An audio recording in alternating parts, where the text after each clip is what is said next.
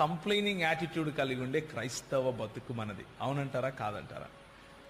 ఎంతసేపు ప్రభువా నాకు ఇది లేదు, నాకు అది లేదు, నాకు ఇది లేదు, నాకు అది లేదు అనే దృక్పథంతోనే మనం పెరుగుతాం. కానీ నాకు ఇచ్చిన వాటిని బట్టి నీకు వందనాలు ప్రభువా, నాకు నువ్వు అడగకముందే సూర్యరశ్మినిచ్చావు, నాకు అడగకముందే గాలినిచ్చావు, నాకు అడగకముందే భోజనాన్ని ఇచ్చావు అని చెప్పే మనసు చాలా తక్కువగా ఉంటుంది. అందుకనే హెబ్రీయులకు రాసిన పత్రిక ఒకసారి చూస్తే, హెబ్రీయులకు రాసిన పత్రిక 3వ అధ్యాయం చక్కటి మాట దేవుడు చెబుతాడు.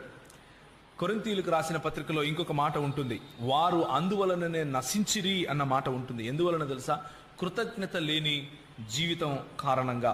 హెబ్రీయులకు రాసిన పత్రిక 3వ అధ్యాయం, నేడు మీరు ఆయన శబ్దము విరిన ఎడల అరణ్యములో శోధన దినమందు కోపము పుట్టించినప్పటి వలె మీ హృదయము కఠినపరచు కొనకుడి.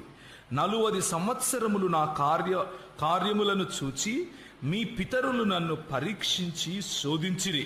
కావున నేను ఆ తరము వారి వలన విసిగి వీరెల్లప్పుడూ తమ హృదయాలోచనలలో తప్పిపోవచ్చున్నారు.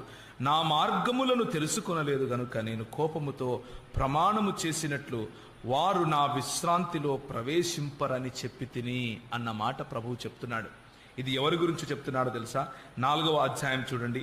ఆయన యొక్క విశ్రాంతిలో ప్రవేశించుదుమను వాగ్దానము ఇంకా నిలిచి ఉండగానే మీలో ఎవడైనను ఒకవేళ ఆ వాగ్దానము పొందకుండా తప్పిపోవుదునేమో అని భయము కలిగి ఉందుము అంటున్నాడు.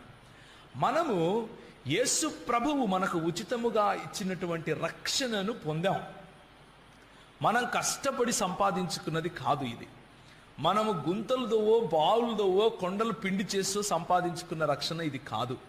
మనము నీతి పనులు చేయటం కారణంగా, నీతి కలిగినటువంటి కార్యాలు చేయడం కారణంగా ప్రభు మనల్ని రక్షించలేదు. నా ముక్కు బాగుంది, ఇది కళ్ళు బాగున్నాయి, ఇది కాళ్ళు బాగున్నాయి అని ప్రభు మనల్ని రక్షించలేదు.